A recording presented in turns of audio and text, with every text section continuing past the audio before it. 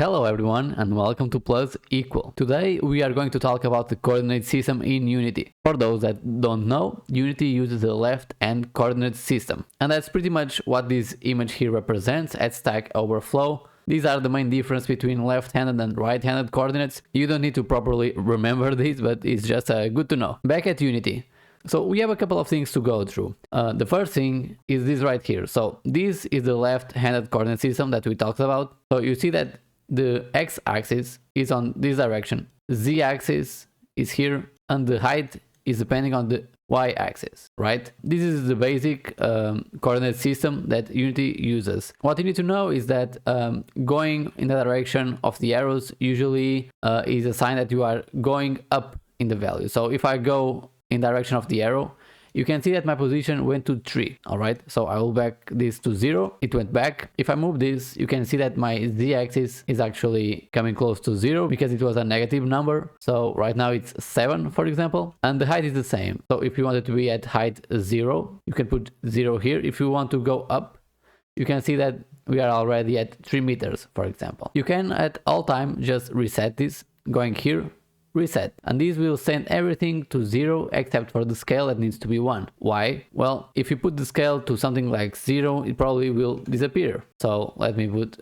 0 on the 3-axis. It disappears because the object don't have any scale at all. If you put 0.5 though, you can toggle this here. If I put a value here, it will give the same value for the other parameters. Another way to move the objects around, hovering through this axis, you can see that this sort of bracket transforms into 2 arrows, one to the left, one to the right. But your mouse is still there. So if you press your left mouse button, you can actually select this and you can go left or right.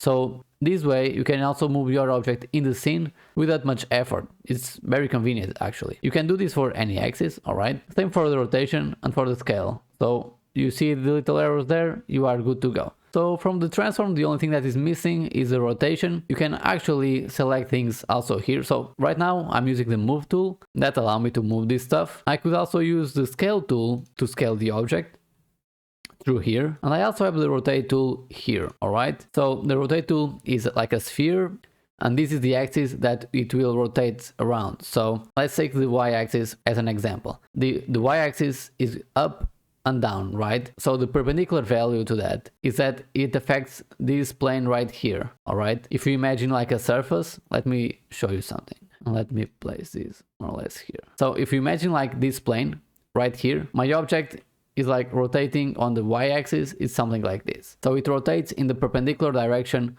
of the gizmo itself. So the gizmo is up and down, and it will only rotate almost left and right. This is very useful. Let me delete this. But of course, as you can also rotate on the other axis. So you could go nuts with this, right? Like throwing a brick. And you see that while I move this one, the other ones also move around.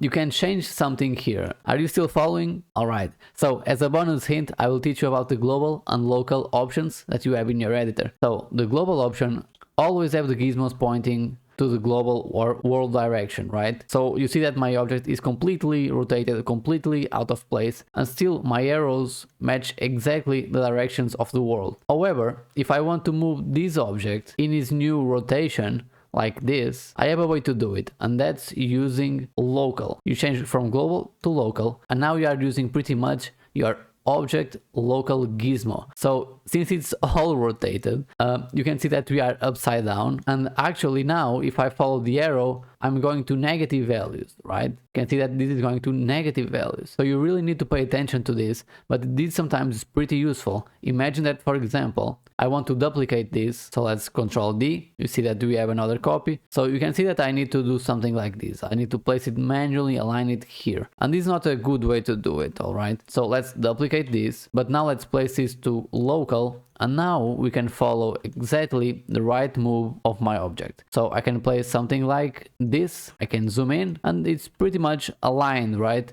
Of course, I could snap it to match the edges or vertices, but right now it's not the point. So the last note that I have is to teach you how to do math inside these boxes. So if you don't know, let me delete this one. If you don't know, we can do mathematical operations inside these boxes. If I want this to be, for example, at 1, I can place 1 there. But imagine that I'm dealing with huge values, like I'm using a weird grid and I want to sum this with 247. So I can do 1 plus that, press enter, and it will calculate for me.